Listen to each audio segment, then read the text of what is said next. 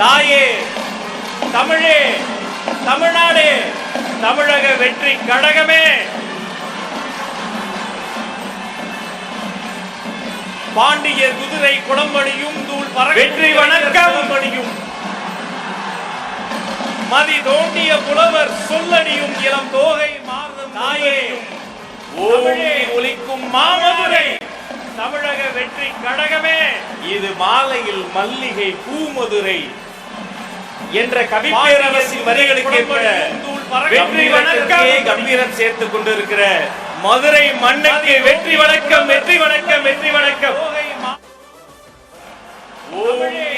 இதோ மங்கள இசையோடு மேலதாளத்தோடு என்ற கவிப்பேரரசு தமிழக வெற்றி கழகத்தின் இரண்டாம் மாநில மாநாடு மதுரை மண் வாகை சூடும் வரலாறு திரும்புகிறது. வெற்றி பேரணியில் தமிழ்நாடு என்று உரக்க சொல்லி தொடங்குகிறது. மேலை நாட்டு இசை மக்களின் செவிகளில் சத்தமிடுகிறது. இங்கு ஒலித்த இந்த ஏழை நாட்டு இசைதான் எங்கள் மக்களின் இதயங்களை முத்தமிடுகிறது. நாட்டுப்புற கலைஞர்களுக்கு அரங்கம் நிறைந்த கரவொலி பரிசை தருவோம். நன்றி நன்றி நன்றி.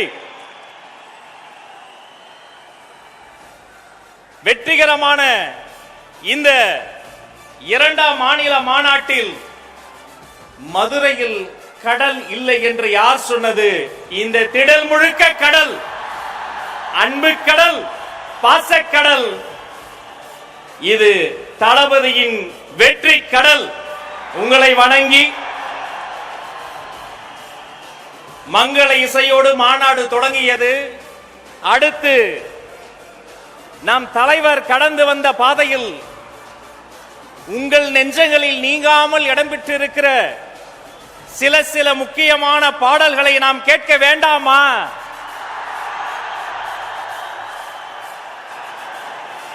சில நொடிகள் முன்பு நாட்டுப்புற இசையோடு இந்த மேடை துவங்கியது. இதோ உங்கள் வீட்டுக்குள் ஒலித்துக் கொண்டிருக்கும் உங்கள் விஜய் என்னும் மந்திரத்தின் இசை கோர்வை உங்களுக்காக. இதோ அந்த இசை கோர்வை உங்களுக்காக. இதோ அந்த இசை கோர்வை.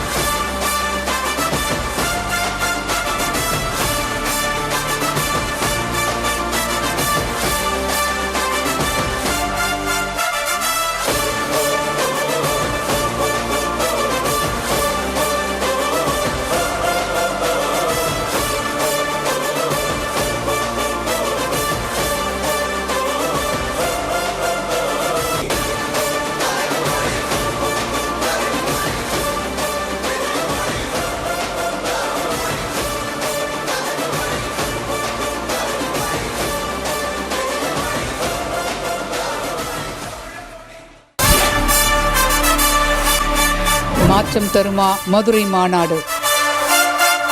என்ன பேச போகிறார் விஜய்? என் நெஞ்சில் குடியிருக்கும் என்னுடைய